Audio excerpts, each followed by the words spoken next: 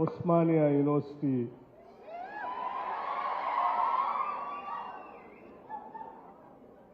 Vice chancellor professor Kumar గారికి,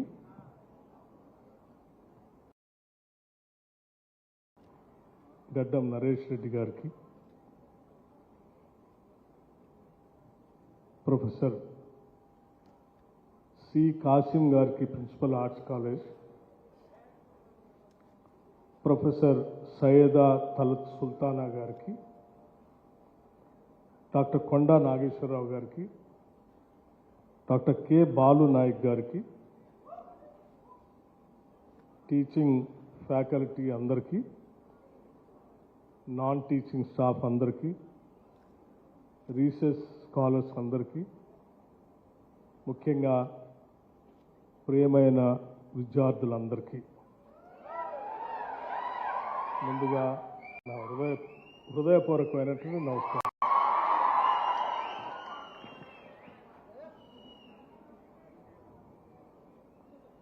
ఉస్మానియా యూనివర్సిటీలో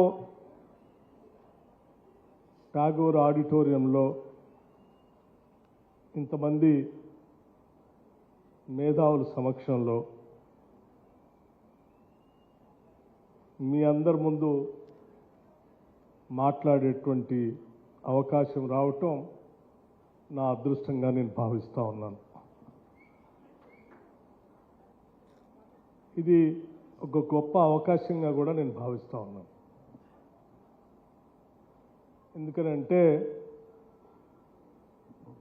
చరిత్రలో ఉస్మానియా యూనివర్సిటీకి సుదీర్ఘమైనటువంటి చరిత్ర ఉంది.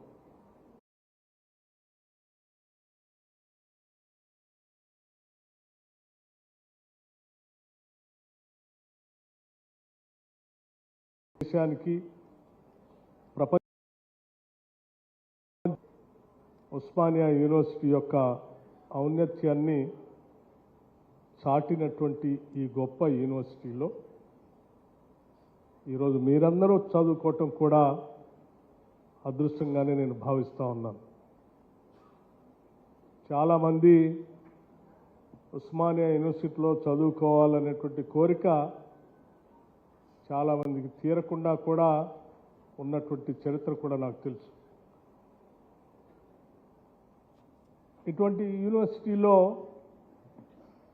ఒక దశాబ్ద కాలంగా జరగాల్సిన చర్చలు కానీ,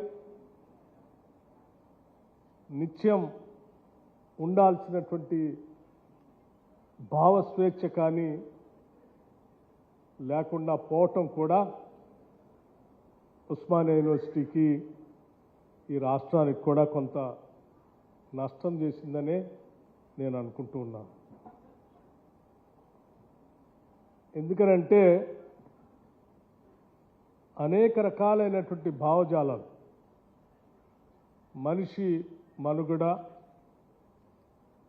అట్లాగే నాగరికత, అభివృద్ధి, మానవత్వం, ప్రగతిశీలం అన్నీ కూడా భావస్వేచ్ఛతో అనేక రకాలైనటువంటి భావాల చర్చల ద్వారానే అది సాధ్యం అవుతూ ఉంటాయి. అనగదొక్కటం వల్ల కానీ, ఆలోచనల్ని బంధించటం వల్ల కానీ అది సాధ్యం అవుతుందని నేను అనుకోవట్లేదు. సోక్రటీస్ దగ్గర నుంచి, ప్లేటో దగ్గర నుంచి, అరిస్టాటిల్ దగ్గర నుంచి మనమందరం విన్నది, చదువుకున్నది కూడా అది.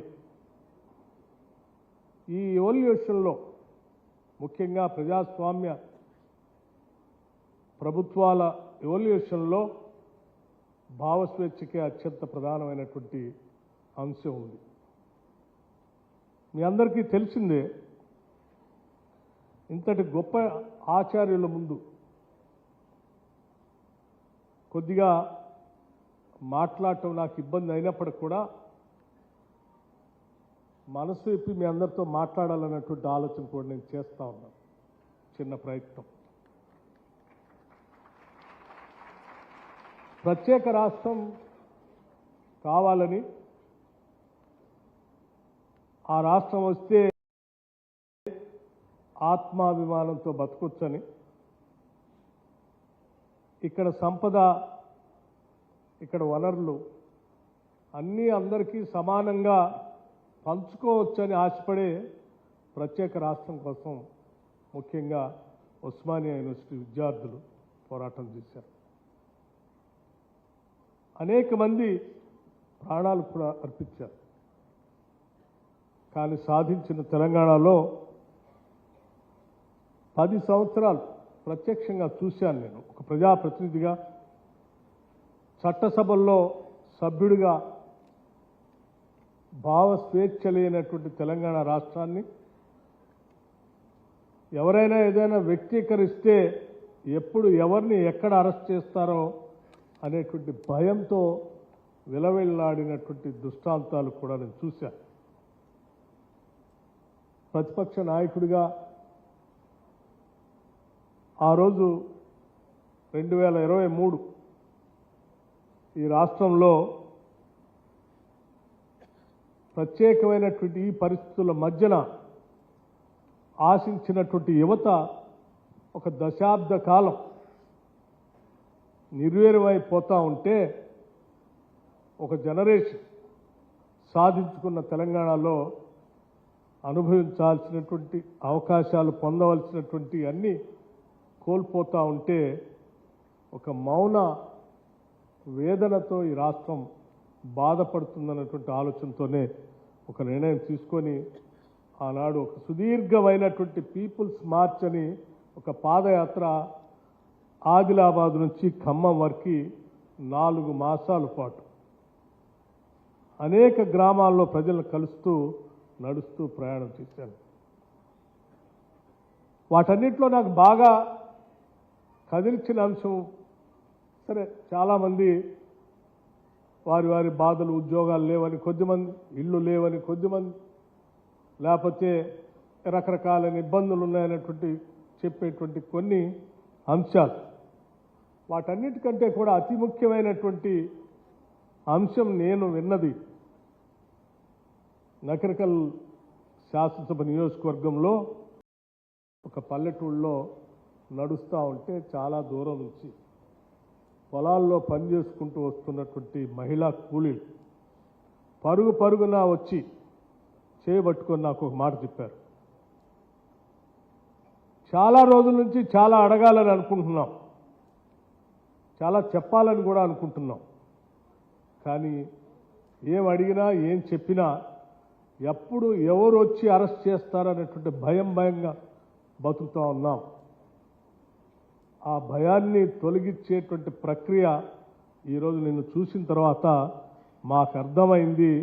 అందుకే పరుగున భయాన్ని పక్కన పెట్టి ఉరికొచ్చి నీ చేయబట్టుకొని నీకు చెప్తా ఉన్నాం. ఈ రాష్ట్రంలో ప్రజాప్రభుత్వం తీసుకొని రావాలి. తెచ్చిన ప్రజాప్రభుత్వం ప్రజల కోసమే పాలన ఉండాలి. ఆ సంపదంతా మేము ఆశించిన తెలంగాణలో అందరికీ పంచే విధంగా ప్రణాళికలు ఉండాలని చెప్పి నా చేయబట్టుకొని ఒక నాట్లు వేసేటువంటి మహిళా కూలి చెప్పిన తర్వాత తప్పనిసరిగా అమ్మా అంటే నువ్వు ధైర్యం ఇచ్చావు. అందుకే ధైర్యంగా నీ వెనక ఈ ఊరు వరకే కాదు ఆ ఊరు వరకు కూడా నడిచి నిన్ను సాగనంపి వస్తాం. కానీ మమ్మల్ని మాత్రం మరిచిపోవద్దు అని చెప్పినటువంటి మహిళ ఆ మాట, అంటే స్వేచ్ఛ అనేది పూర్తిగా కోల్పోయాం ఈ రాష్ట్రంలో. భావజాలం, భావాలు చాలా పెద్ద పదాలు. వాటికంటే చిన్నది గ్రామాల్లో నాకు ఇబ్బంది ఉంది అని చెప్పుకునేటువంటి ఒక చిన్న మాట కూడా చెప్పుకోలేనటువంటి పరిస్థితులు ఆ రోజు రాష్ట్రంలో రాజ్యం వెళ్తూ ఉంటే ఆ రోజు అనుకున్నాం, ఈ రాష్ట్రంలో ఏది తెచ్చినా, ఏది ఇచ్చినా, ఏది ఇవ్వకపోయినా కనీసం స్వేచ్ఛనైతే ఈ రాష్ట్ర ప్రజలకి అందించాలి అని చెప్పి ఆ రోజు అనుకున్నాం. అందుకే ఈ ప్రభుత్వం ఏర్పడిన వెంటనే అన్నిటినీ బారులు తెరిచాం. ఎవరు ఏది మాట్లాడాలనుకున్నా, ఏది చెప్పాలనుకున్నా స్వేచ్ఛగా ఇది నా రాష్ట్రం, నా ప్రభుత్వం, నా మాట అందరూ వినాల్సిందే, వింటారు అనేటువంటి నమ్మకం ఈ రాష్ట్రంలో ఒక ప్రతి మనిషికి మనం కలిగి నిజమైనటువంటి ప్రజాస్వామ్యాన్ని ఈ రాష్ట్రంలో ఏర్పాటు చేసినటువంటి వాళ్ళం అవుతామని చెప్పి నమ్మి దాన్ని ఆచరించాలనుకుంటున్నాం. అందుకే ఈరోజు ఉస్మానియా యూనివర్సిటీ లాంటి ప్రాంగణంలో, ఠాగూర్ యూనివర్సిటీలో ఇక్కడ చిన్నారులు విద్యార్థులు ఒక్కొక్కళ్ళు వాళ్ళు మాట్లాడుతూ ఉంటే వాళ్ళ దగ్గర ఉన్నటువంటి ఎనర్జీ, వాళ్ళ దగ్గర ఉన్న ఎడ్యుకేషన్, ఆ ఎనర్జీ ఎడ్యుకేషన్ అంతా కూడా పెద్ద ఎత్తున ఈ రాష్ట్రానికే కాదు ప్రపంచానికి కూడా దిక్సూచిగా మారాలని ప్రగాఢంగా నేను కోరుకుంటున్నాను. ఈ ప్రభుత్వం నేను వచ్చేటప్పుడే ఈ యూనివర్సిటీకి రావాలని అడిగినప్పుడు అనుకున్నాం. నేను ముఖ్యమంత్రి గారు రేవంత్ రెడ్డి గారితో కూడా మాట్లాడాను. రేవంత్ రెడ్డి గారు కూడా ఈ రాష్ట్రంలో సమూలమైనటువంటి సామాజిక మార్పు కోసం ఈ ప్రభుత్వం పనిచేస్తుందనేటువంటి నమ్మకం కలిగించాలి.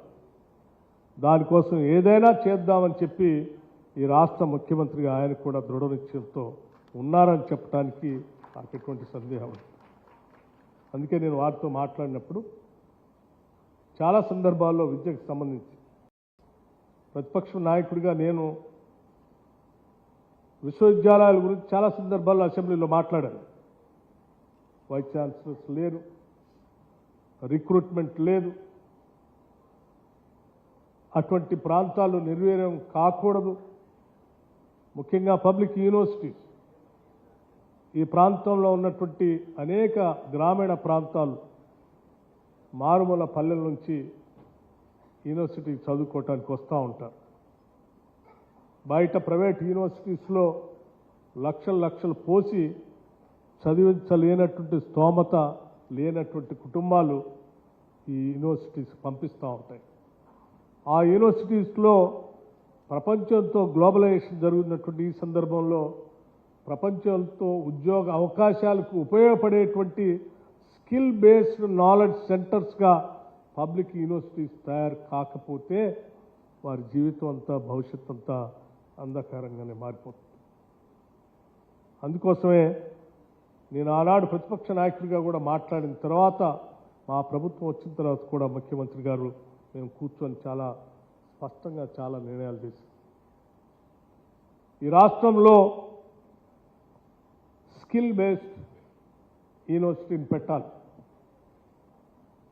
స్కిల్ యూనివర్సిటీని, మొట్టమొదటి స్కిల్ యూనివర్సిటీని హైదరాబాద్ ఫ్యూచర్ సిటీలో ఏర్పాటు చేయటమే కాకుండా ఈరోజు చకచక పనులు జరుగుతూ ఉన్నాయి. రాష్ట్ర వ్యాప్తంగా ఆనాడు ప్రవేశపెట్టినటువంటి ఐటీఐ సెంటర్స్ని, దాదాపు 100 సెంటర్స్ని అడ్వాన్స్డ్ టెక్నాలజీ సెంటర్స్గా మార్చి ఈరోజు ఇండస్ట్రీతో సంబంధం ఉన్నటువంటి వాళ్ళందరినీ దాంట్లో ఇన్వాల్వ్ చేసి అడ్వాన్స్డ్ టెక్నాలజీ సెంటర్స్ ద్వారా ట్రైనింగ్ ఇచ్చి ఉద్యోగ అవకాశాలు పొందేటట్టుగా ఒక నిర్ణయం తీసుకున్నాం. పబ్లిక్ యూనివర్సిటీస్ అన్నిటికీ ఒక సామాజిక న్యాయం ఆలోచన ఉండాలని ఆ స్పృహ కలిగినటువంటి వాళ్ళని వైస్ ఛాన్సలర్స్గా నియమించాం. ఒక మహిళా యూనివర్సిటీ వీర వనిత చాకలి ఐలమ్మ గారి పేరు పెట్టి ఆ యూనివర్సిటీకి 500 కోట్ల రూపాయలు శాంక్షన్ చేశాం ఈ సంవత్సరం.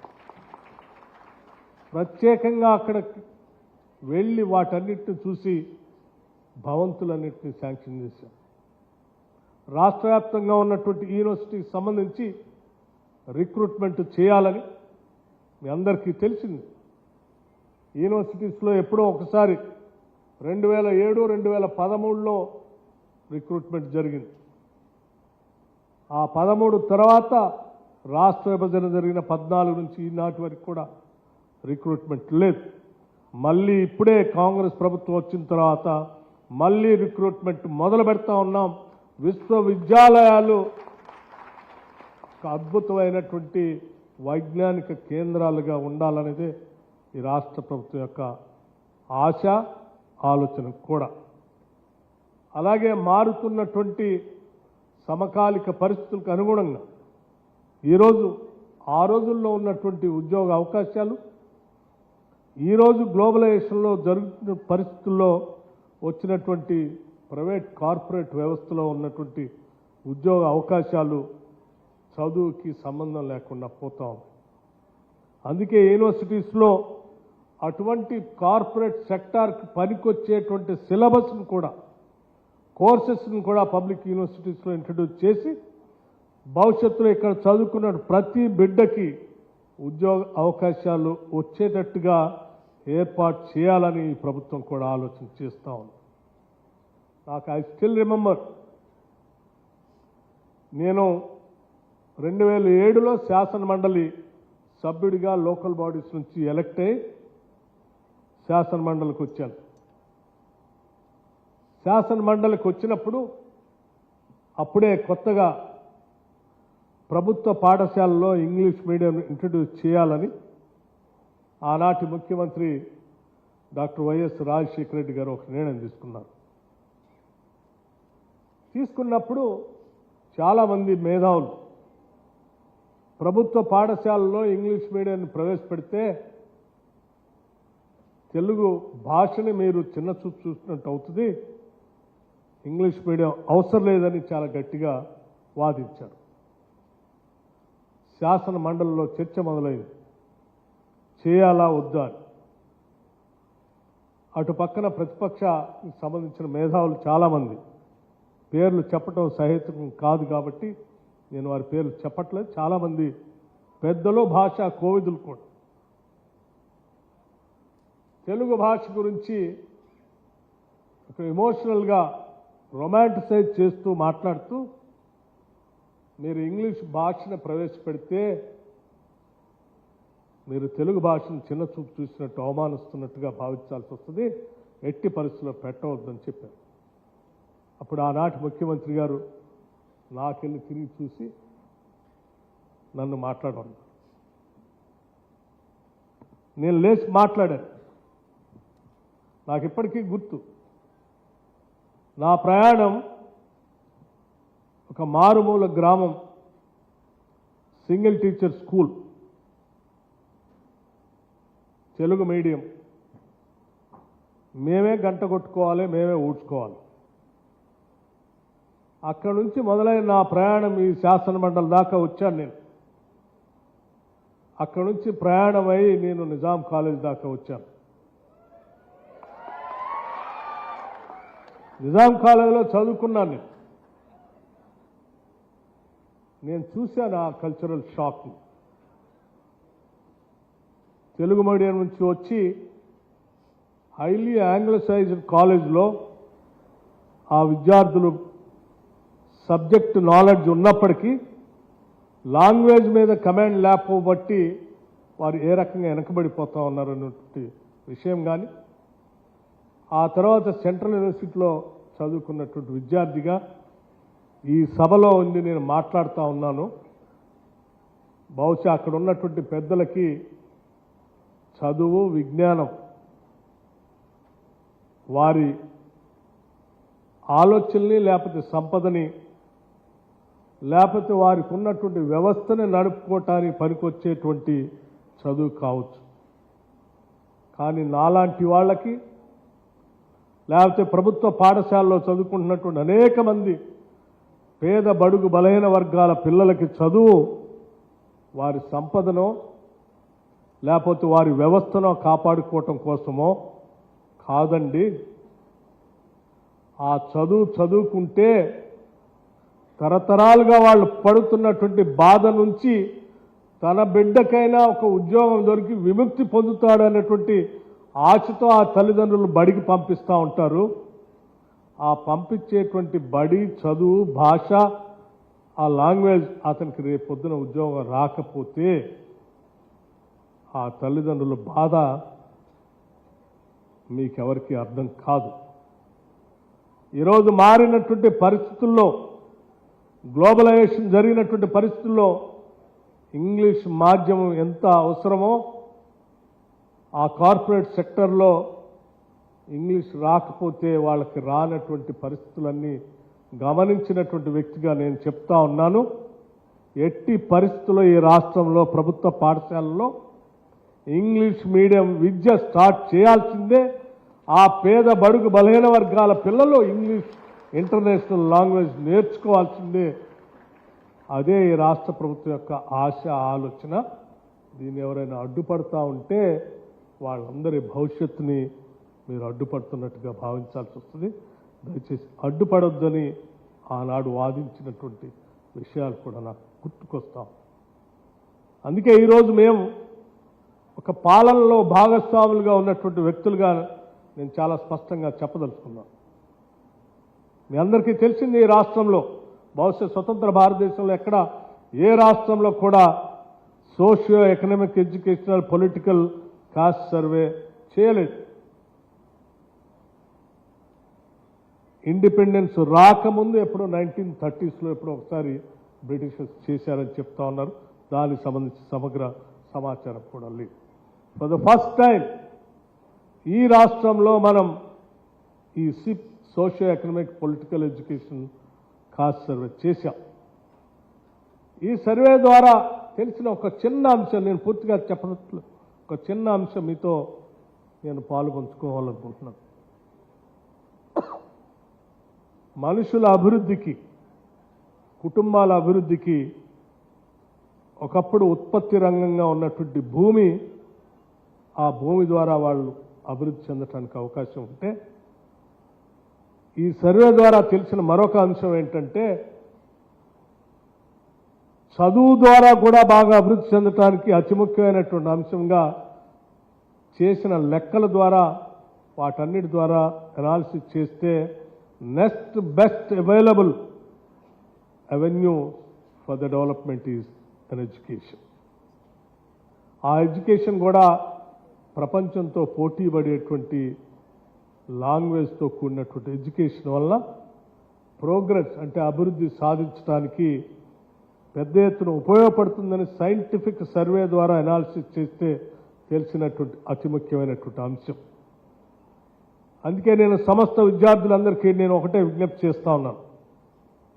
కాసిం గారు చెప్పినట్టు, లేకపోతే కుమార్ గారు చెప్పినట్టు, ఈ యూనివర్సిటీలో చదువుకునేటువంటి విద్యార్థులు వాళ్ళ తల్లిదండ్రులు వచ్చినటువంటి పరిస్థితి అన్నీ వింటూ ఉంటే, మేము ఆనాడు మొదలుపెట్టినప్పుడు మా జీవితం ఎలా ఉందో ఇప్పుడు వాళ్ళని చూస్తూ ఉంటే వాళ్ళలో మమ్మల్ని చూసుకుంటున్నామని చెప్పారు.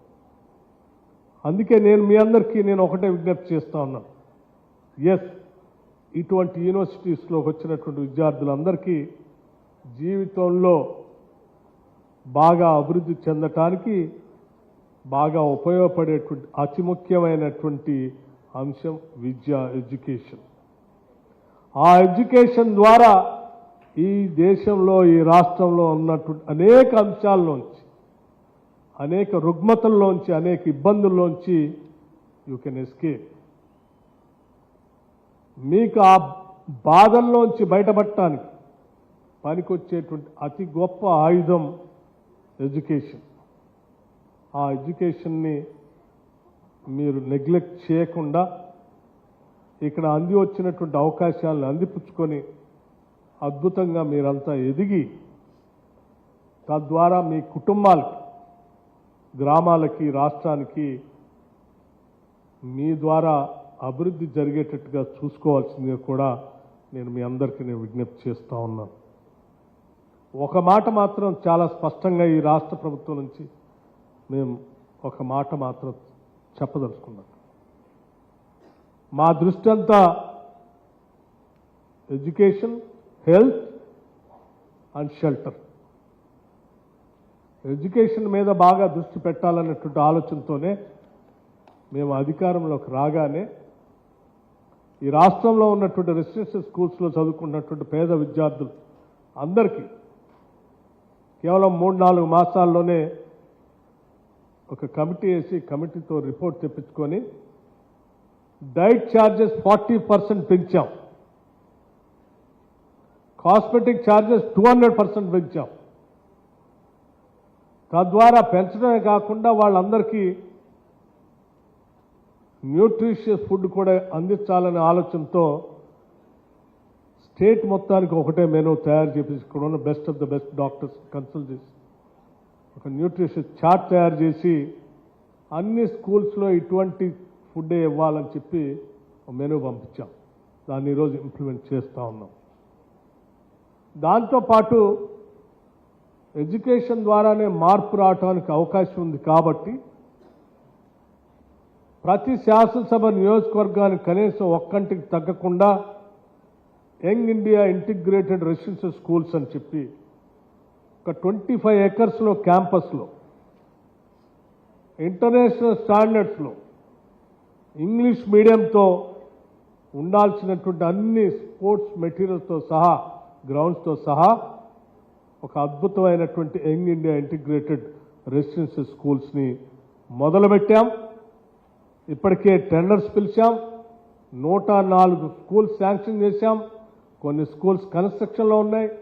ఈ స్కూల్స్లో SC, ST, BC, minority, even OC students కూడా అందరూ కలిసి ఒకటే స్కూల్లో చదువుకునేటట్టుగా ఒక young India integrated residential school start చేశాం. బహుశా నేను అనుకుంటున్నాను ఆ స్కూల్ స్టార్ట్ అయితే ఈ రాష్ట్ర గతినే మార్చేస్తాయి. ఈ రాష్ట్ర గతినే మార్చేస్తాయి.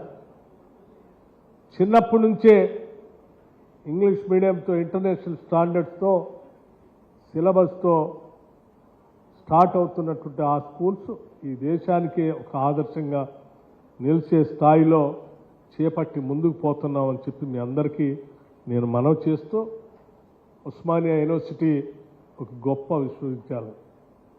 ఈ దేశానికి సాక్షాత్తు ఒక ప్రధానమంత్రినే అందించినటువంటి యూనివర్సిటీ ఇది. అది కూడా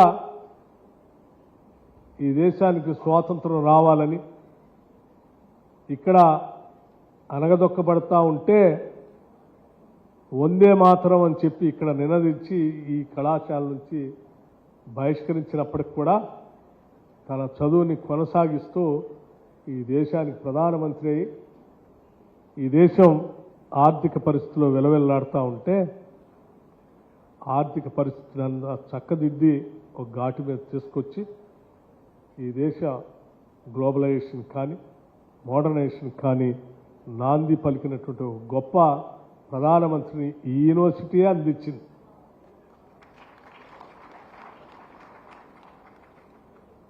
అనేక మంది మహానుభావులు మేధావుల్ని అందించినటువంటి ఈ యూనివర్సిటీలో ఇంకా చాలా మంది అటువంటి వాళ్ళు తయారు కావాలని, అనేక మంది బ్యూరోక్రాట్స్ తయారు కావాలని, పాలిటీషియన్స్ తయారు కావాలని నేను మనస్ఫూర్తిగా కోరుకుంటున్నాను. మీరందరూ తిరిగి వెళ్ళి మీ కుటుంబాలకి అండగా ఉండటమే కాకుండా మీరు ఏ పరిస్థితుల నుంచి వచ్చారో ఆ పరిస్థితులు భవిష్యత్ తరాలకి ఉండకుండా ఉండే విధంగా విధానపరమైన నిర్ణయాలు తీసుకునే స్థానానికి మీరంతా ఎదగాలని నేను మనస్ఫూర్తిగా కోరుకుంటున్నాను. అలా ఎదిగినప్పుడే మీ చదువుకి మీరు ఇంత దూరం వచ్చిన దానికి ఒక పరమార్థం ఉంటుంది. ఏదో ఆషామాషిగా ఏడదాకా వచ్చాంలే, చదువుకున్నాం, ఒక డిగ్రీ తీసుకున్నాం, పోతా ఉన్నాం అనేటువంటి ఆలోచన కాకుండా పూర్తిగా తదేక దృష్టితో మీరు సాధించలేదంటూ ఏం లేదు. ఇక్కడ దాకా వచ్చారంటేనే మీ దగ్గర ఒక ప్రత్యేకమైన క్వాలిటీ ఉంటేనే ఏడదాకా రాగలరు. ఆ క్వాలిటీతో ఇంకా ముందుకు వెళ్ళాలని చెప్పి నేను మనస్ఫూర్తిగా కోరుకుంటూ, వైస్ ఛాన్సలర్ గారు మరి కాసిం గారు మాట్లాడుతూ ఏదో ప్రకటిస్తారు, మేము ఆశిస్తూ ఉన్నామని చెప్తా ఉన్నాం.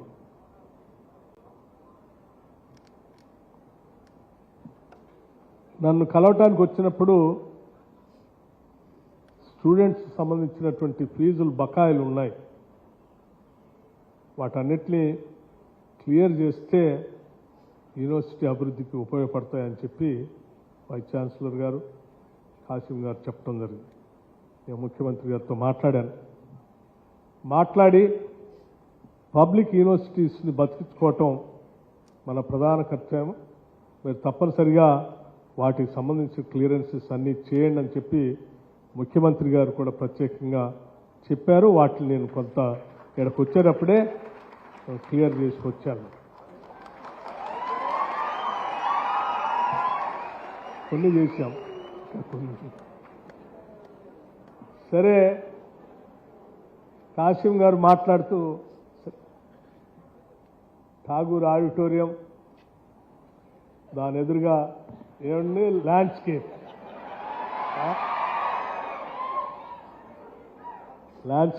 ఉన్నాయి.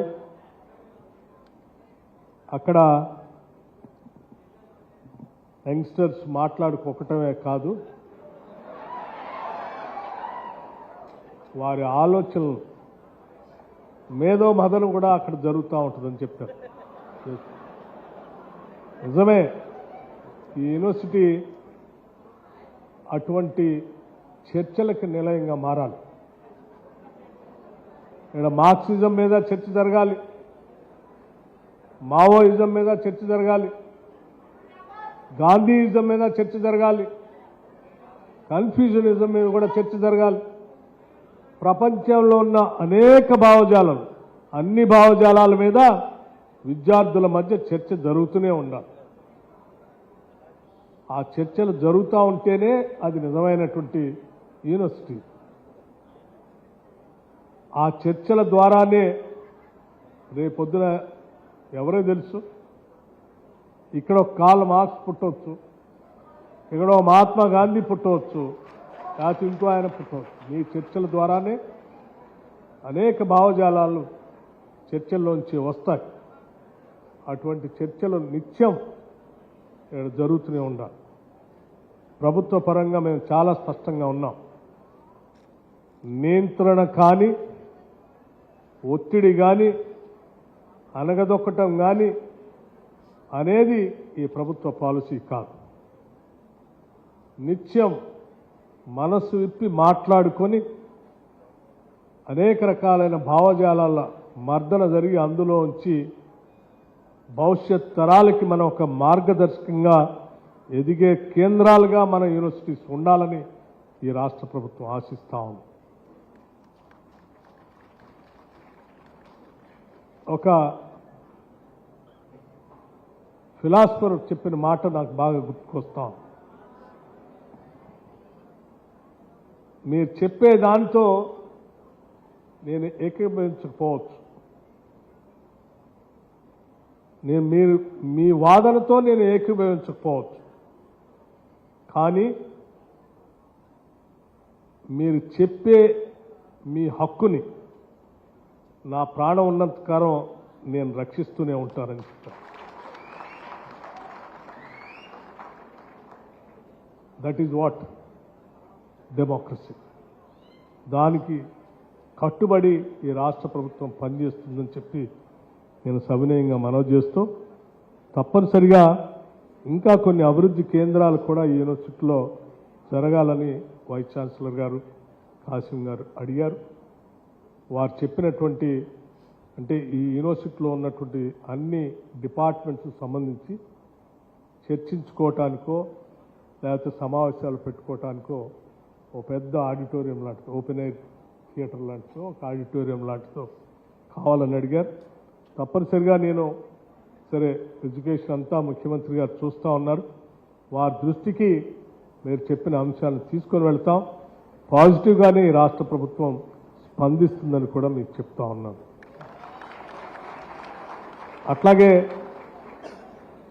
చదువుకుంటున్న విద్యార్థులందరికీ మేము మాటిచ్చినట్టుగానే పబ్లిక్ సర్వీస్ కమిషన్ ప్రక్షాళన చేశాం. గ్రూప్ 1 పరీక్షలు నిర్వహించాం, మిగతా పరీక్షలు కూడా నిర్వహించాం, ఇంకా నిర్వహిస్తాం కూడా. మిగతా పరీక్షలు కూడా కంటిన్యూస్గా మేము నిర్వహిస్తూనే ఉంటాం. విద్యార్థులందరూ ఆ పోటీ పరీక్షలకి మీరు పోటీ పడటం కోసం ప్రిపేర్ అవుతూనే ఉండాలి. అట్లాగే ఉస్మానియా యూనివర్సిటీకి ఇంకొక నాలెడ్జ్ సెంటర్ని కూడా, అంబేద్కర్ నాలెడ్జ్ సెంటర్ని కూడా ఒకటి శాంక్షన్ చేస్తా ఉన్నాం అని చెప్పి మీ అందరికీ నేను సవినయంగా మనవి చేస్తూ, మీరంతా మధ్యాహ్నం 2 గంటల నుంచి ఈ యాన్యువల్ డే ఫంక్షన్ని చేసుకుంటూ ఇప్పటివరకు టైం వెచ్చించారు. బాగా అలసిపోయి ఉంటారు. మీ అందరికి నోటిఫికేషన్ ఎస్,